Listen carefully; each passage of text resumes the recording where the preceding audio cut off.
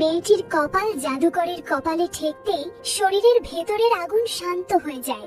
জাদুকর অবাক। পরীক্ষা করার জন্য সে জাদু প্রয়োগ করে মেয়েটির কপাল আবারও তার কপালের সাথে লাগায়।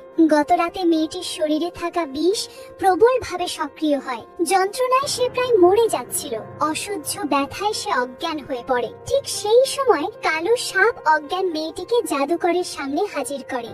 জাদুকর নিজের রক্তের সামান্য অংশ তাকে পান করায় আর মেয়েটি জ্ঞান ফিরে পায়। চোখ খুলে মেয়েটি দেখে সে জাদুকরের সামনে। সে ভয়ে কাঁপছে। ঠিক তখনই জাদুকর বলে, আমার ইচ্ছে করছে এখনই তোমাকে শেষ করে দিই।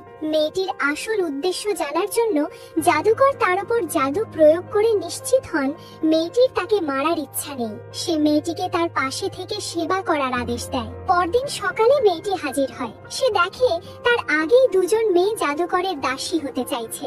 সে তাদেরকে শুভেচ্ছা জানায়, কিন্তু তারা বলে, তুমি এখনো মরনি।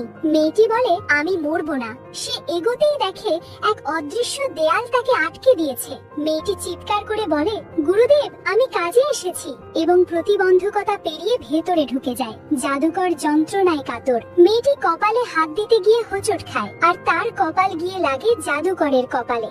জাদুকরের শরীরের ভেতরের জ্বলন্ত আগুন শান্ত হয়ে যায়। পরদিন জাদুকর মেয়েটিকে একটি জাদুর ফুলে পানি দিতে বলে। ফুলটির কাছে যাওয়া মাত্র আগুন ছুটতে থাকে। মেয়েটি অনেক কষ্টে ফুলের একটি পাপড়ি জাদুকরকে এনে দেয়। জাদুকর বলে, এই ফুল তোমার জন্য।